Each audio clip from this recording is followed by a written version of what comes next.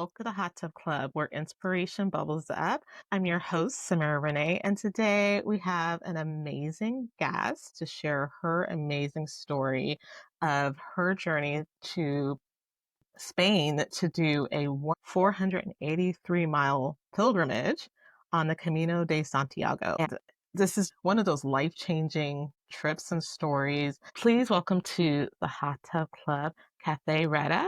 She's an author, speaker, and spiritual explorer with a powerful mission to help others rediscover their passion and purpose. Cathay, welcome to the podcast. Thank you, Samara. I'm really happy to be here in the hot tub with you. You are a Breakthrough to Success alumni. Cathay, tell me how you came across Jack Canfield and his work.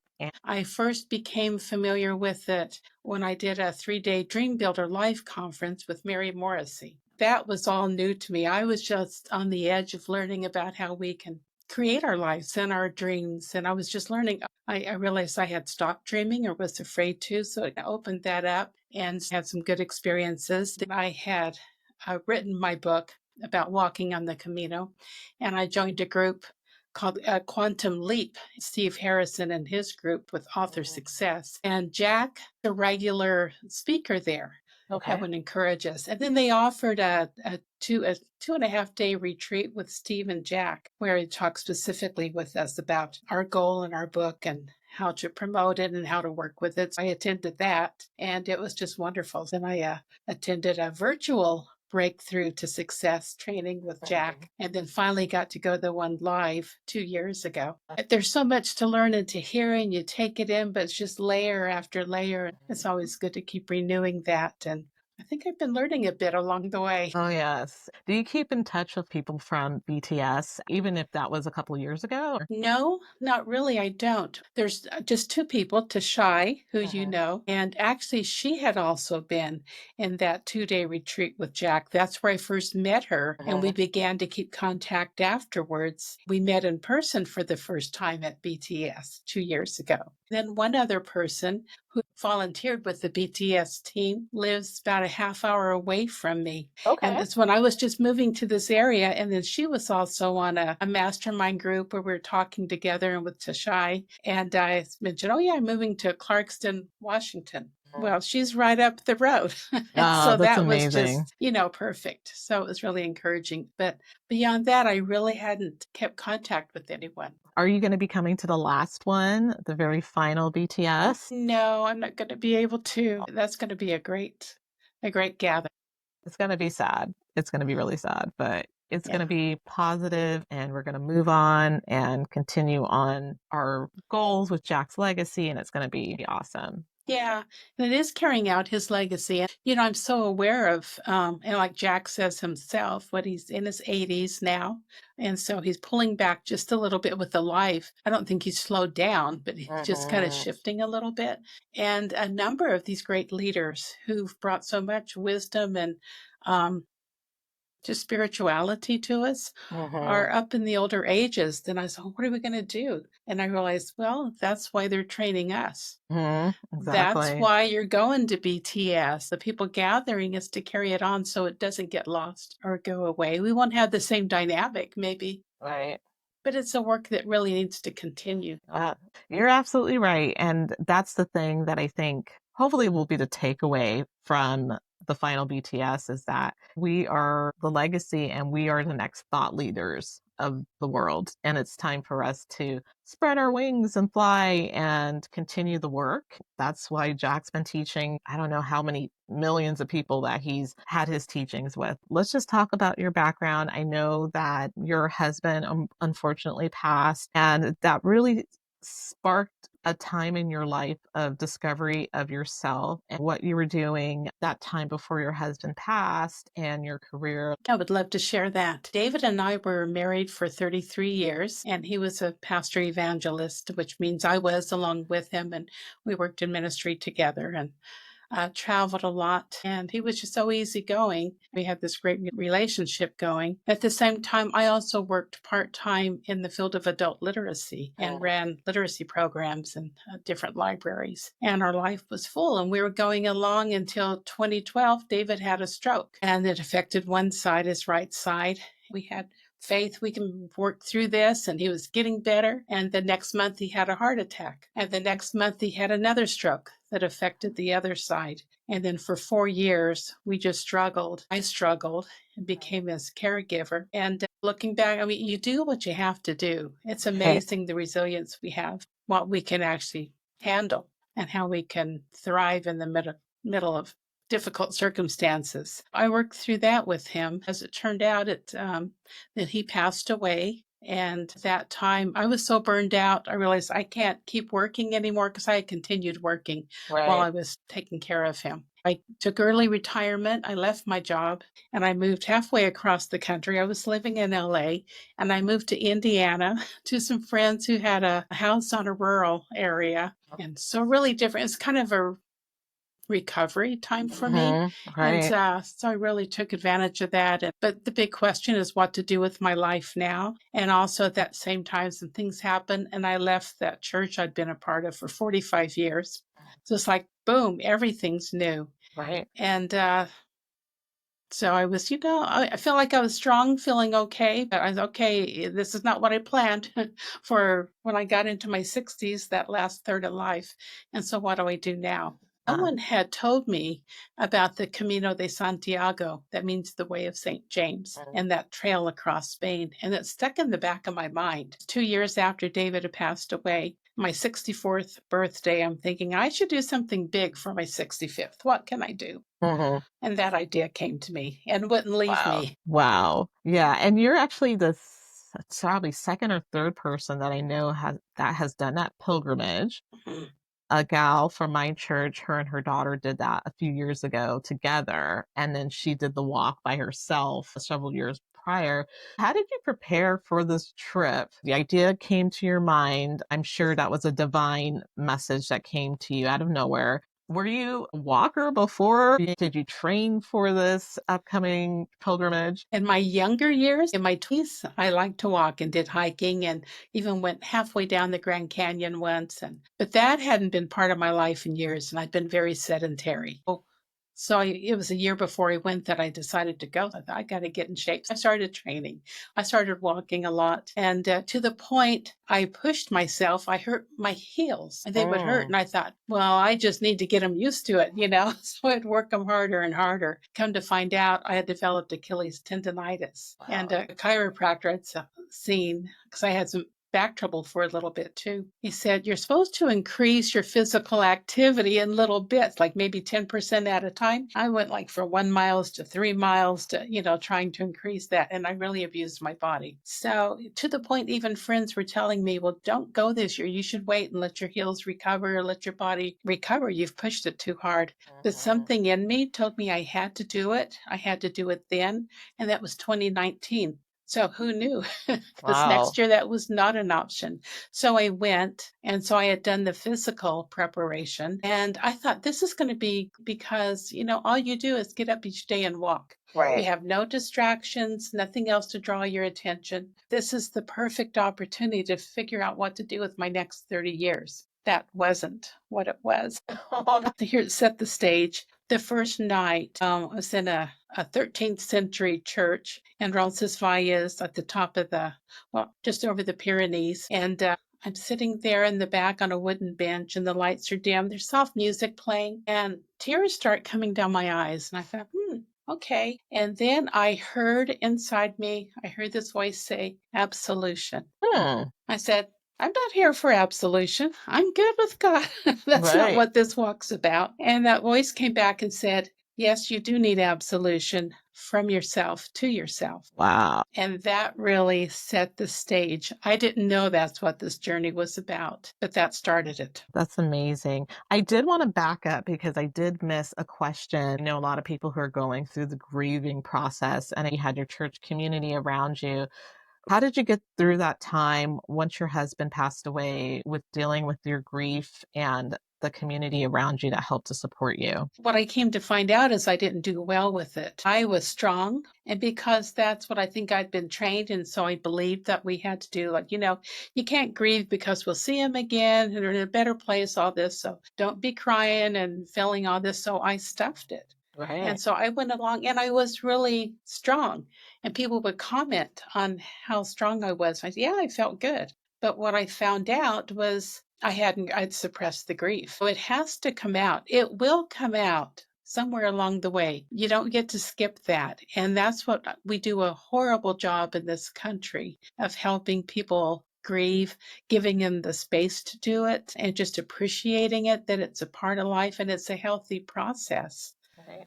So when you have that loss, you can't just suppress it or hide from it. Get help, join a group, or do what you need to do, but just don't suppress it. And where I realized that I had suppressed it was on my next day, that first day while I was walking.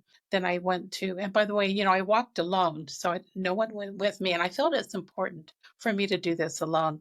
But I'm checking into the hostel where I'm going to stay that night. And I tell the host, I was going to tell him my husband died, and that's why I'm walking to Santiago. And I said, my husband, and I just started bawling. I didn't know Wow. where it came from. I was embarrassed, and they were very kind and worked it through. And I realized, oh, I have a little bit of grief in me. I have Mm. not let it go.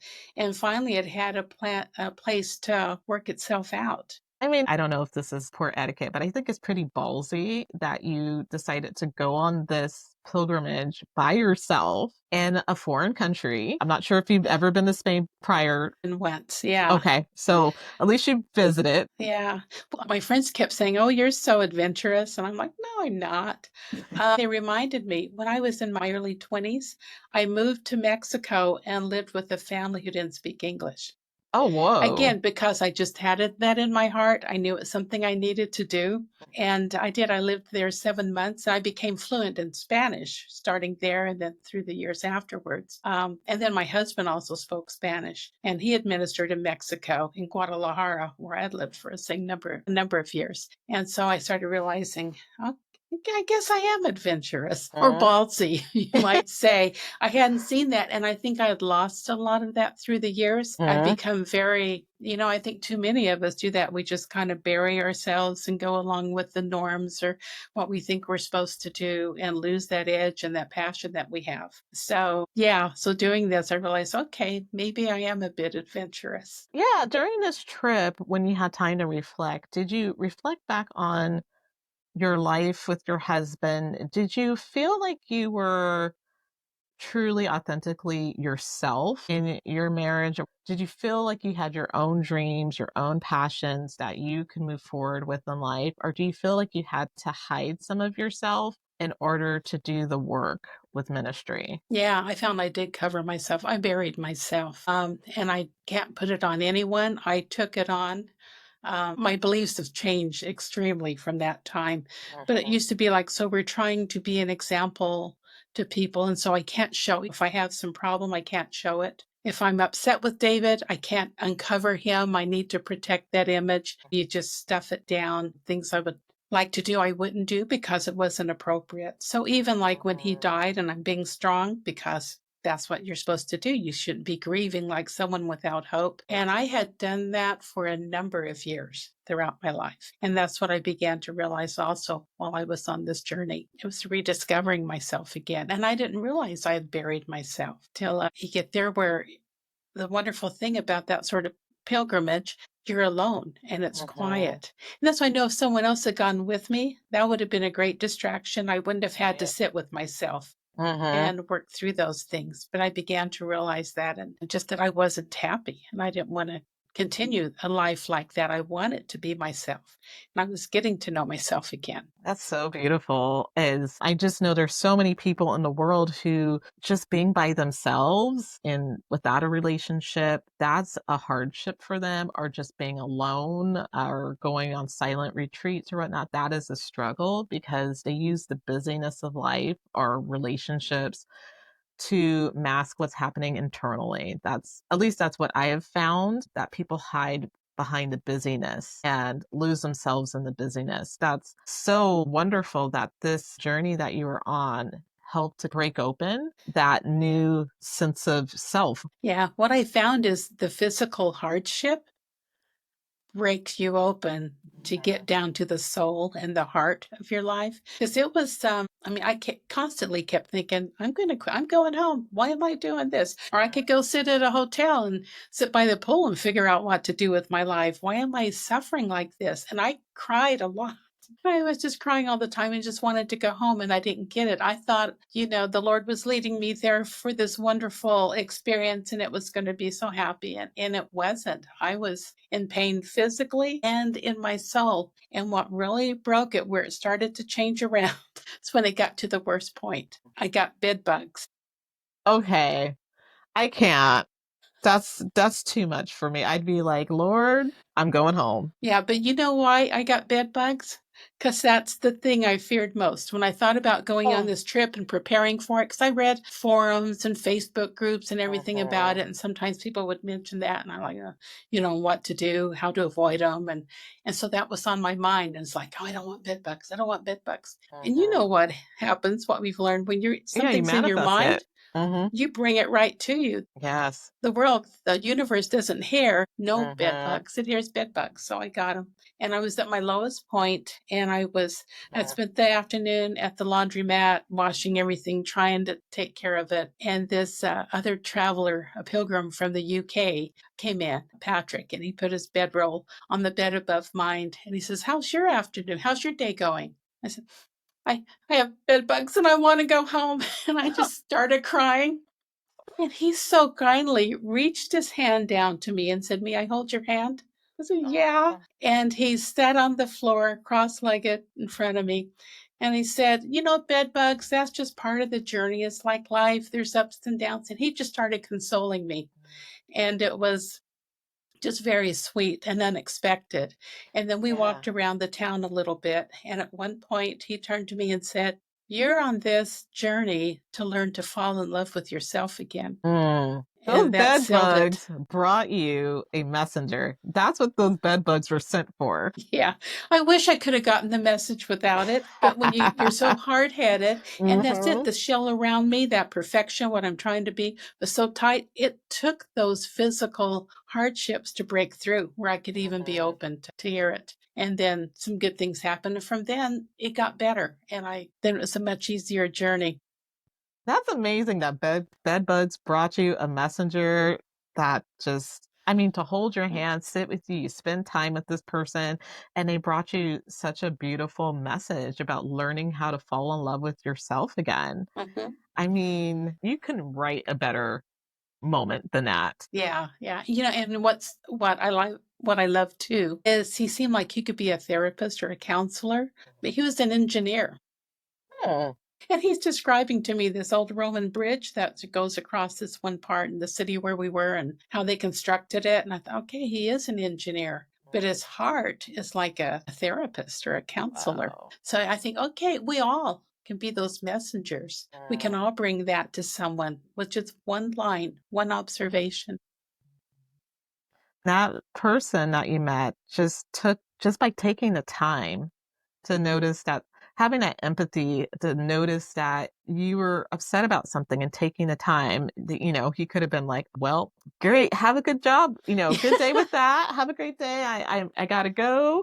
But he took that time to reach out to you and Mm-hmm. to be there. And I think that's something that's so missing in our culture, is just taking that moment to sit with a person during a rough moment. Just sitting with someone and listening to them and showing empathy is so important. So that's just beautiful. I love that. Yeah, and that's kind of a culture that's on the Camino. People are very kind and giving, and you just kind of connect really quick. It's like you're from very different lives, but you're all going to the same place. And I think it's probably similar, like to breakthrough to success when you're in that environment. Everyone has this common focus and goal. So on the Camino, it's about going to Santiago, but more so about the journey and what people are going through, all sorts of different things as they travel. And so it's a beautiful family, a beautiful community. And you're right. Why can't we be like that everywhere, every day in our life when we come across people? And I'm Yeah. going to have to put this on my list, because I was just saying to myself, I need to go on a pilgrimage. I need to go and take some time to think about life. And okay, it's going on It's the a great list. opportunity. You know what? And I took 37 days. I did not walk the 483 miles with my heel trouble. I walked 6 to 9 miles a day. A few days I did 13 miles. Most people do 12 to 16. But, it didn't lessen the effect of it. I got what I needed from it. And so I walked actually 251 miles of it. That's tough. And so for me, for where I was coming from, that was really good. But the greater journey was the internal. I don't see how that could have happened anywhere else with me at that time. And I think that's pretty amazing. I mean, you're in your 60s and you just got the inspiration and you went with it. Mm-hmm. You didn't really question that. And that's really hard to do because I'd be like, well, I don't really know if that was a God thing. Maybe that's just me just trying to, like, fill my brain up with some type of message. Let me think about that. Let me get back to you, God, on that. And then we can talk about that later. But you listened and you move forward on that. I did it, and I didn't question it till the first week when it was miserable on the trail. It's like, yeah, did I miss something? But that's one thing that helped me. No, I knew that I was called to be there. I knew there was a reason for it. I couldn't see it, but I knew there was a reason, so I stayed with it, and it really produced some good results. Wow. That's amazing. And what were some of the spiritual moments? Did you have any spiritual moments other than meeting people on the way while you were walking down the path and reflecting on life? Like, did you have those moments when you were on this trip? There were, yeah, a few, well, like the one with Patrick from the UK. That was a great moment. There's another place early on in the trip outside of Pamplona. There's the Alto de Perdón. It's the Hill of Forgiveness. And I remember walking, it's an uphill climb. It's all uphill, downhill, uphill, downhill. So here we are going uphill again. And I was walking up there and I didn't know this was coming, but it's another place where I got to the top. And suddenly I found myself forgiving David for dying and leaving me. I didn't know that was in my heart. So that was a real cleansing, a spiritual thing. And it was kind of neat where I had no one else was around me at that time. I went through that. I just cried out loud and forgave him. And that just lifted from me. And I think something significant than this other couple I met from Ireland, they came and got up to the top of the hill right after I finished my crying. And so I told them about, I'd just forgiven my husband for dying. And they appreciated that I would share something that intimate. And again, that's how we are on the Camino. But I also had this knowing it was important to share it with someone. There's something about that grief process that needs to be shared, or at least have a witness to it. So they didn't console me or say anything, but just that I could say that to them seemed to seal it and bring it to a closure. Yeah. And then after that, for a while there, the walking became easier. So there was that. There were funny little things at times too. Like I remember, and they say the Camino provides whatever you need. So I'm walking, so I carried a bottle of water and I would refill it regularly. And I'm like, and I would change out the bottle every day or two because it's not good to reuse them a lot, a plastic bottle. And I just thought, oh, I need another bottle of water. And I turned the corner and here's a stand set up and the man calls out, you need another bottle of water. Wow. I thought it's like, I think it and it happens. So I had, something like that a couple of times. It was just really, it's like, okay, this is so cool. Just those little things that happen. Wow. But I will say that, when I got to Santiago, to the cathedral and that experience, many people get there and they just fall down crying and joy and everything. And honestly, I didn't feel much of anything. I was glad I had made it. I was glad to be there. But I'm still like, now, what was this about? And it had to unfold for me. It was like months going on after I got back home before I really began to see it play out and I understood what it had been. And one of those learnings was I was looking at photographs and there's a couple of them where my head's thrown back in laughter. And I remember instantly my thought was, who is that woman? I realized I had not been like that. I had not seen myself laugh like that. I don't know if I ever had, or if it had been years. And it was sometime after that, I was listening to a podcast with Brene Brown, and she was talking about emotions. And when you suppress emotions, you suppress them all.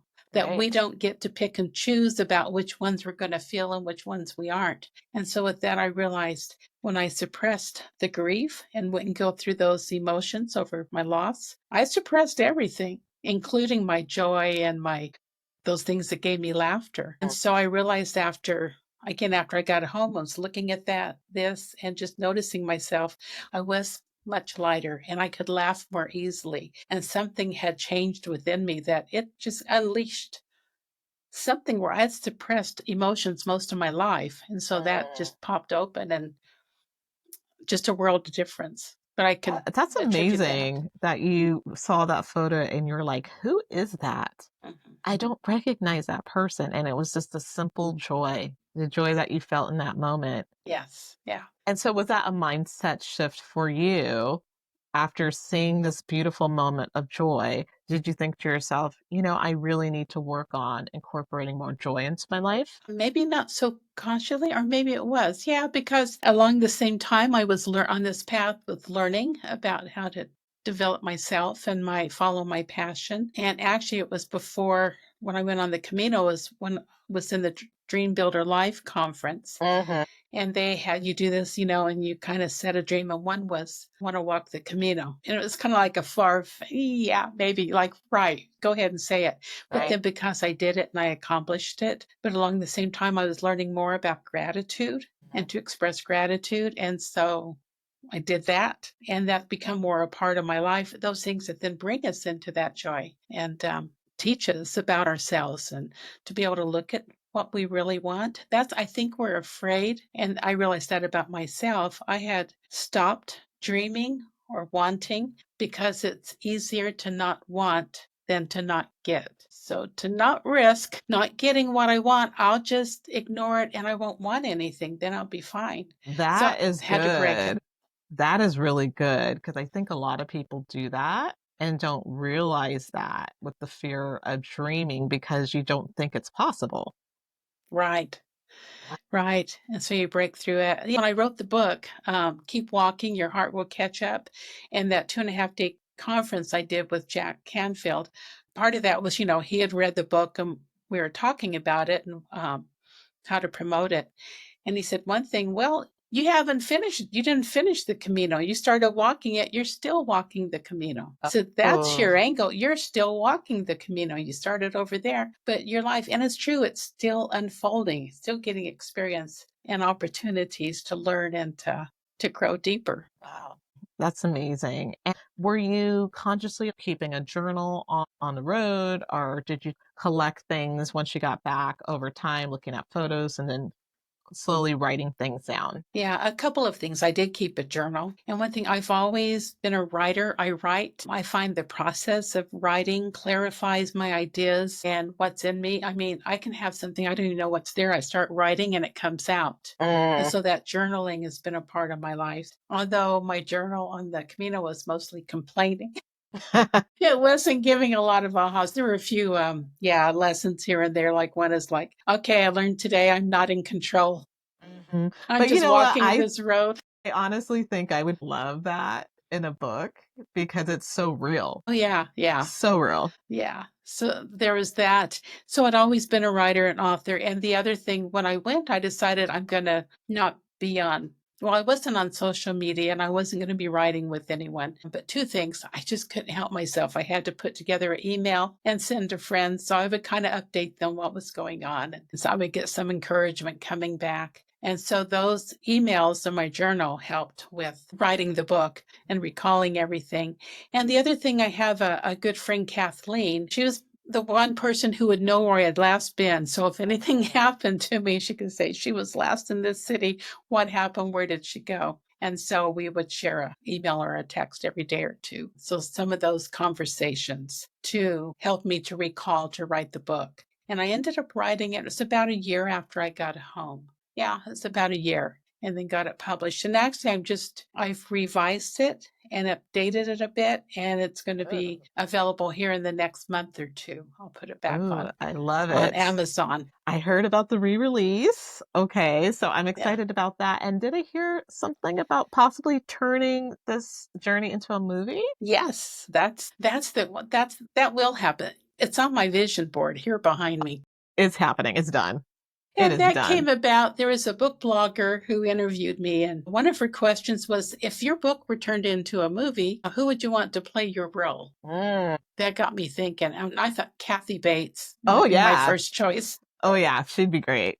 She's kind of busy now with Matlock, so I don't know. But it got me thinking about it. I thought, yeah, movies, because the message and what I've heard from women who've read the book, it's given them the courage to follow their hearts and to just that simple, follow their hearts and their passions. I thought, books are great, but movies reach even more people. And if it Right. could be used to encourage them in that way. So I hooked up with an organization, Voyage Media.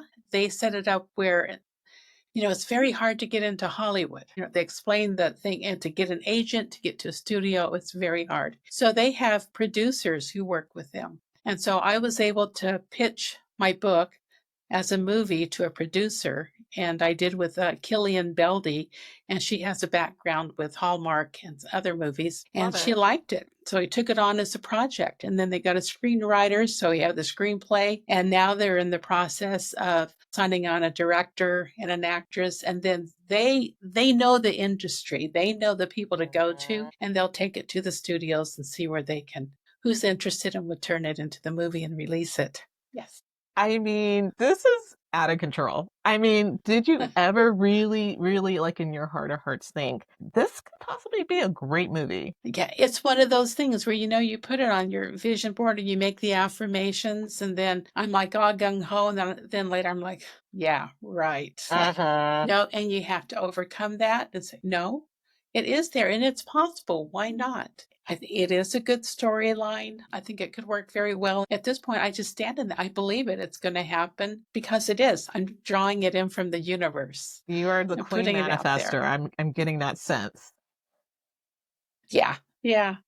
Wow, that's amazing. I'm really excited as I am listening to you speak about this. I'm thinking of the different people. I have a coworker whose son passed away tragically, and I'm just thinking about her. She's thinking of ways of honoring her son, and they were thinking about doing some type of journey as a family. This book would be perfect for her to read because she can understand the grieving process of losing someone that's very dear to you, Yes. but also moving through that grief and honoring that person and getting to know yourself again and how you're going to take the lessons that you learn on this journey to apply to the next parts of your life. Exactly. I think that's kind of exactly who benefits most from the book or from my journey. I was pretty honest and authentic about it, the things I went through, so people can identify with it. And the good thing is coming out on the upside. One thing with it too, I took a book on my iPhone.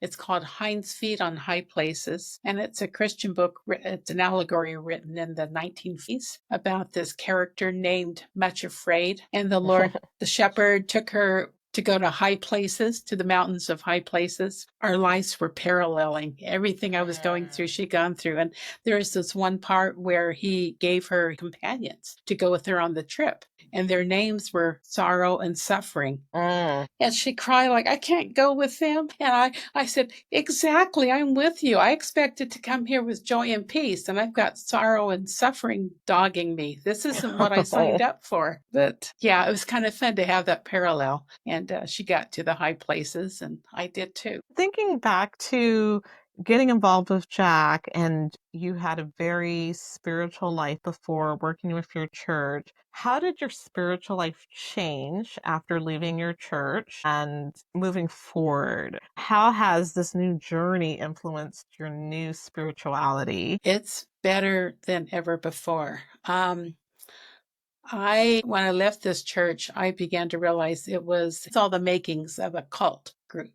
It's very controlling, very apart. We're the ones with the word. We're the only ones with the answer, and we've got to convince everyone else. And there was a lot of control where it's like you were looking for not permission, but for confirmation for anything you would do in your life, which results in like going and getting permission. But there was a lot of things that were really wrong. And I think that's where I started losing myself also, getting buried in that. And I have to say, not only getting buried in it, but me enforcing that on others and encouraging women to follow this, where the man's the headship and the woman has to have a covering and so many things, which so I walked in that for 45 years. And then I realized, that's not true. So I slowly came out. It's kind of scary at first. And for a woman to go alone on a trip like this, if I were involved with that group, oh my gosh, they would never. You couldn't do that because you'd be uncovered, you'd be unsafe, and Satan could, and things which I totally don't believe anymore. And I found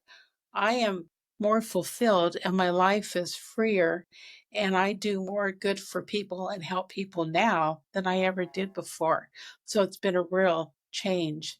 And I know that is a book I want to write at some time about coming out of that. Right. Yeah. So I know someone is really encouraging it. Yeah, it could be a book people would be interested in, but I'm very concerned that it wouldn't be a sensational thing. Because, I can tell you the stories of what happened to people, and it's awful, and people get all emotional about it. But I think it has to be a book of it could happen to anyone so that people can't read it and say, oh, look at those crazy people. Why did they go follow that guy? No, these are normal, smart, intelligent individuals. And how do you get yourself walking down that road where suddenly you're in a place where you're not yourself anymore? Right, right. And I can see that. I've been doing a lot of reflecting. I'm Catholic, and I do see that, there's some parts of the church that there's so many rules that we forget about the human person, about being connected to that person. There's so much walls that are being built based off of an institution, sometimes controlling people's lives instead of getting down to the level where people are right now and not everyone's going to be the same way or look the same or act the same way, but the door is open to everyone.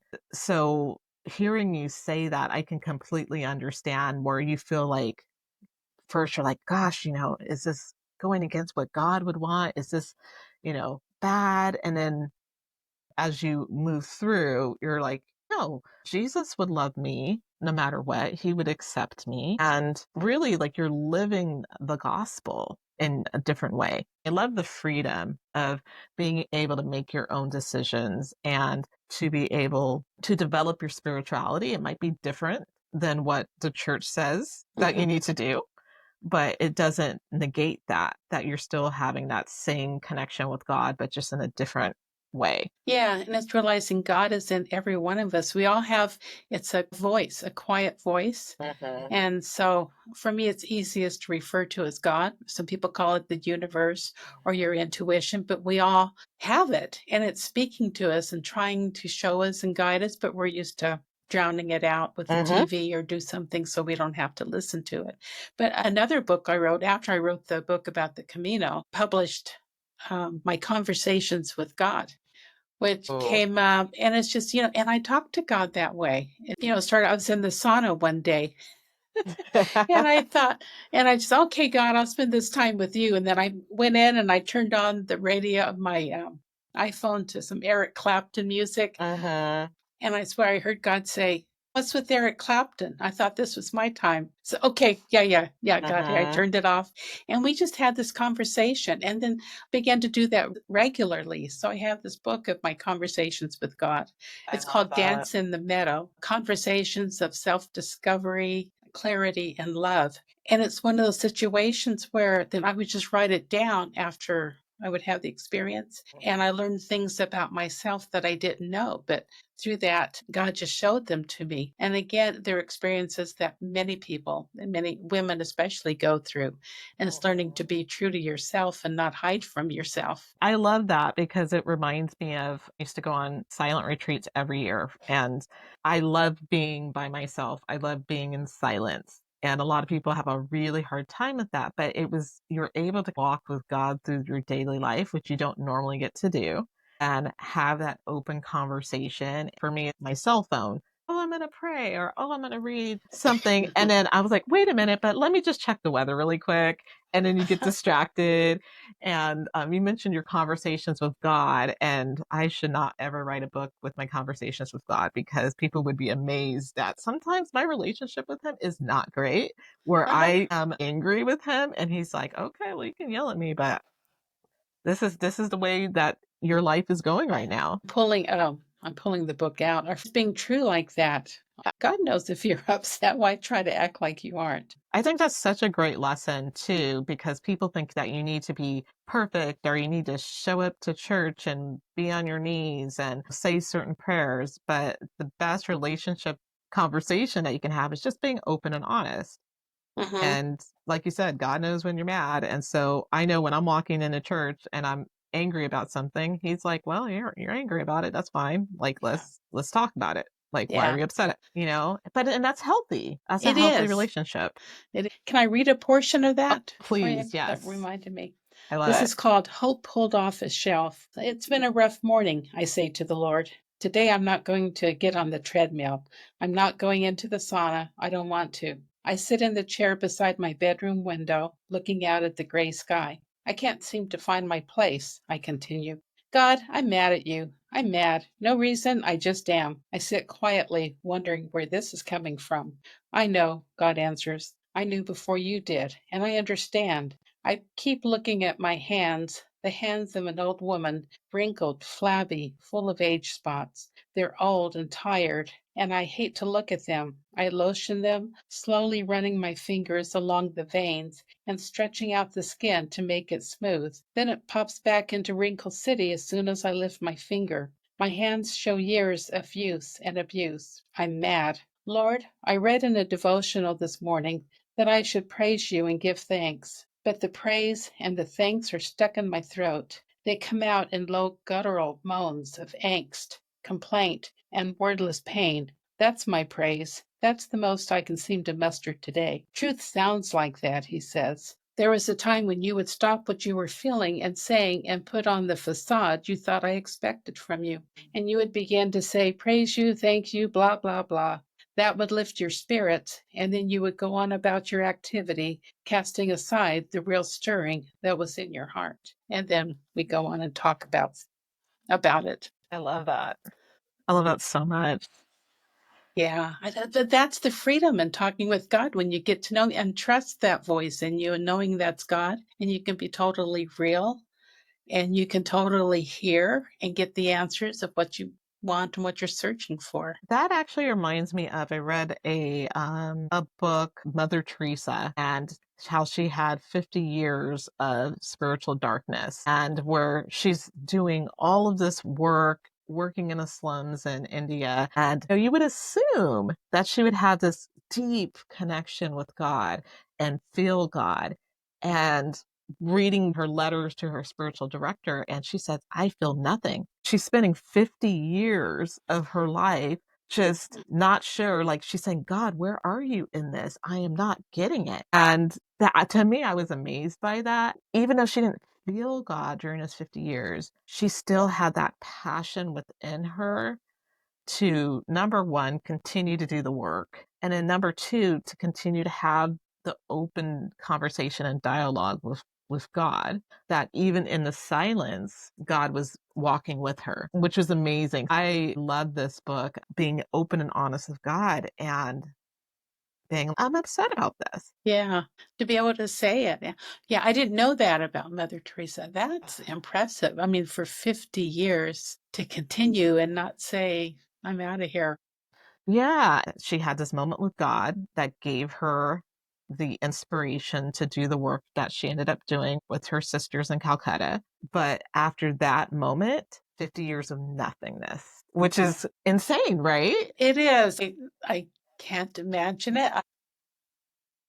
Just running Yeah, blind, and you're just like, am I doing this right? Is the right thing? Like, trying to get some feedback from God and having like silence. that's amazing. Ugh, it's That's rough. scary. It's Actually, it's scary. downright scary. Yes. Yeah. Have you had those like dark night of the soul moments in your life? Yeah, a lot of them when I was waking up to realize what I was in was not a godly organization. And I would be up late nights. And this also during the time my husband had had the strokes. And so it's caregiving. So all that was on my heart. But at night I couldn't sleep. And so I would go to the computer and write and realize, like, one of the situations was I shared with someone, she knew my situation with my husband. And so she told the people at a church, and they contacted me and offered to come and pray with us. And I said, thank you, but you don't need to come to the house. You can pray from where you are. That's okay. And then when I was alone in the middle of the night, I cried because we were craving contact. There weren't many people coming to see us. It just wasn't. And we needed that connection. I thought, here, God's sending someone. I'm saying, no, no, no, no, that's not necessary. So what's up with that? I realized because my mindset was, we're the ones with the answers. We go and pray for you. You don't come pray for us. And it just broke my heart because I realized what a hypocrite and how wrong and how unloving that was. And it was things like that that started to break me down to let go of those beliefs that I had. And so those were some very dark times, but they had to happen. Right. They had to. Really, it's almost like that humility that you needed to have a little bit of humility during that time. I think that's really hard to do, especially if you're a caretaker or if you're the person who's sick, is to allow people to come and like love on you and take care of you. And that's really hard when you have been the person that's always been the person that's been the leadership and showing people how they're supposed to live their life and live their life in faith. That's my role. But, I was in a group one day and they were talking about the Good Samaritan, the story from the Bible where man's fallen into the ditch and he's injured, and, a couple people pass by and don't even stop. And then the third one, the Samaritan stops and takes care of him. So the question is, of course, that's love. And so what love did the Samaritan show? And people were talking about, well, love is this, love is that, when you treat people this way. And I said, you know what? You know what love is? When you're the one fallen in the ditch and someone comes and pulls you out, then you'll know what love is. And that was my experience, because then some people did come and pull me out. Amazing. Yeah. I just loved your story so much. And I just was like, I have to talk to, you about your story, because I know there's so many people who are at a crossroads in their life, whether it be spiritual or going through the grieving process. They could be going through a divorce. You just never know. But I think this is why your book so can relate to so many people in so many different ways, because it's that transitional point in your life where you're really trying to re-find yourself and discover who you are and your dreams and who you want to be moving forward in your life. Yeah. And I hope this book would be that for people, to take advantage and don't miss that opportunity to reevaluate and really consider where you are and who you are. And if you were, let's say there's somebody who's listening to this podcast and they wanted to do a similar pilgrimage, what would be some of your top advice to help them to prepare for the long journey, and things that they should bring, and some of the lessons that you learned along the way? Yeah, I would encourage them to, on the internet, there are some forums, some Camino de Santiago forums they can read through and ask questions. And I did that a lot before going. And there's some Facebook groups, and there's all sorts of advice and things as far as, the right shoes, what kind of shoes to wear. They have to be a little bit larger than normal, and how to practice. And there's so much, and, take as little as possible. Like, I had 2 changes of clothes, get to where I'm going, shower, wash the clothes I had on, hang them out to dry. I got my new clothes on. I sleep in them and get up in the morning and start walking. So you want to carry as little as possible, that sort of thing. And I don't know, when I went, again, it's 2019. And so I didn't usually plan ahead where I'm staying. There's several Caminos. There's one, the French way is the best known, and it starts from France and goes across Spain, and it's very well structured. Actually, all of them are. There are hostels along the way, and lots of places to stop, so where you have helps where you need it. So I didn't usually book ahead where I was going to be staying, but the year in 2019, there were 300,000 people that walked on the Camino, or some portion of it, that signed in at the Pilgrim's office in Santiago. Wow. And what I'm hearing from reading the forums and the Facebook groups now, There's last year there were over 500,000 people. Wow. And what that means is sometimes it's becoming harder to find a bed. So you get to where you're going. And if it's full, you have to walk to the next town, which may be another 3 miles or another 5 miles. And so if you have to do that, then you can take it back, or you can take a taxi to it, then taxi back in the morning to pick up where you left off. But actually, it's your Camino. You do however you want. And so because of the trouble I had with my heels, I did take the bus over some portions of it. And there might be some purists that say, well, that's cheating. You can't do that. But you can do anything you want. So you make it yours. And it's like I read in a book before I left to help you prepare. It says, it's a Camino, walk it, enjoy it, but don't kill yourself. Right. It's Right. okay. So it puts it in perspective. So there's not like right or wrong so much, but you have to know what works for you. Probably does help to prepare. And no matter how you prepare, it's going to be a surprise. It just know that you'll get out of it what you need. I think of the Camino like being a person, spiritual master there that does give you what you need. And people need different things. So, you don't want to be foolish and you don't want to push yourself to the point of getting hurt. So you want to train and be ready, but then you just have to kind of trust as you go along. And speaking of trust, I wanted to talk to you about that and how you got this idea, which I feel is a divine message that you received, and you moved on that. And how do you do that? How did you discern that that was really what you should be doing? It's just kind of a knowing. And I think it's getting in practice of hearing that voice and that knowing and trusting it and following it. Sometimes we have a hard time trusting because we haven't followed it very often. So we haven't got to see how that was so right on and how it worked out. But it's a matter, I guess, just learning to discern by doing it and believing it. There is occasionally where I say, okay, wait, God, I'm gonna need a little confirmation on this. I don't know about that idea. But the other thing I believe too, if you do let it sit and you don't act on it, sometimes then that opportunity can pass. So you don't want to wait. Just learn to throw yourself into it. Take a leap. If you're afraid, fine, but go ahead anyway. What's the worst that could happen? And maybe it's just looking at that. Okay, so what if I do it? What's the worst that could happen if it wasn't a good idea? You could get bed bugs. It reminds me. That'll lead to something good. Yeah, it reminds me of what Jack would say is what the heck, just do it anyway. I think that was what he used to say. There's so many different ideas, but it's the action and taking action on that and not worrying about if this is going to work out or not. It's just taking the action, the inspired action. Yeah. Is something that I really need to work hard on. I hear you, because I say I'm a great planner. I can get ideas, I can plan, I can strategize and everything, but I'm not so great at the implementation. And that's what I have to do now. So I have all these ideas, but to go and implement it. And I will say, after I came back from the Camino, I also learned while I was there, I realized I don't want to be alone. 4 months later, I met Ray, my husband. Oh, wow. We've been together 5 years now. And he's the one, he always tells me, stop procrastinating. Get in there and do something. Stop talking about it. Go do it. And he's right on target. And I realized that is the difficulty I have. And it's part of it's the fear, like to put myself out there. I need to go. I'm a speaker as well as a writer. And I got from the retreat with Jack and Canfield and Steve Harrison, and Patty Aubrey was also part of that. And she probably the most profound statement I heard came from Patty. She said, stop hiding behind your books. And I was like, oh, I know, but it's easier to sit home and write and put something out than to go face to face in front of a group and speak. So that's something I'm still pushing myself. Oh, yeah. Getting in front of that group. It sounds like a great idea, but it's actually implementing it and getting in front of people.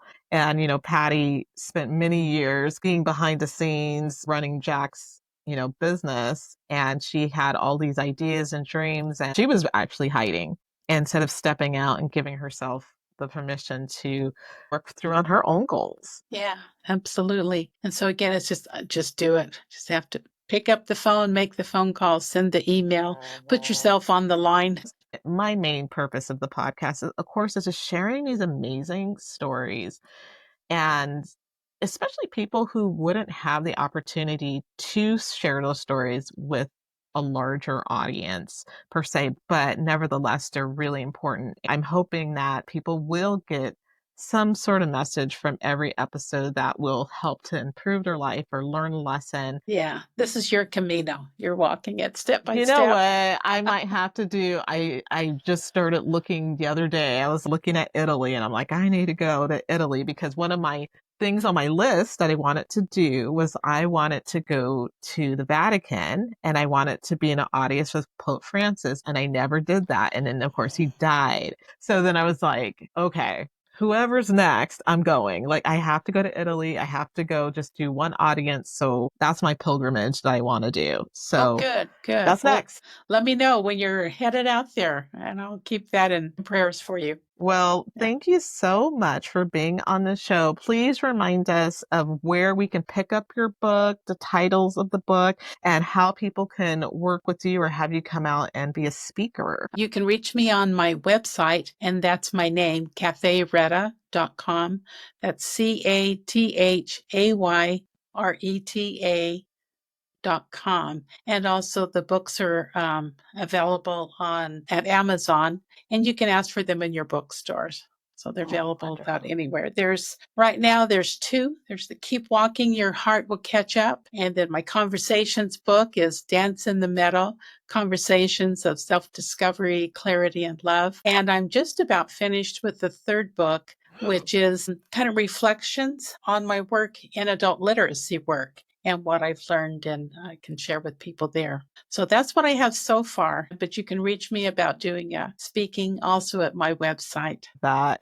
Thanks, And Samara. I got to add you onto my book list. I have this laundry list of a book list. And so I have like two of your books that need to be on there. So yes, I'm so excited. Pick up the books. I mean, that's the best thing you can do. I'm really big on literacy and the power of reading and especially journaling. I'm always journaled and how important that is to put that pen to paper and get your thoughts down and document. And my podcast, YouTube channel, same thing. It's about documenting life experiences and sharing that with people. And hopefully it will help someone. Thank you so much for taking the time and being on the Hot Tub Club podcast. And we're just so grateful for you coming on and sharing your amazing story. Thank you. I've enjoyed it. Make sure that you subscribe to this podcast, the Hot Tub Club podcast, so that you can get an alert every single week of the newest podcast. And remember that you are worthy of love, happiness, and joy, and everything in between. And I look forward to seeing you all in our next podcast. And that is the end.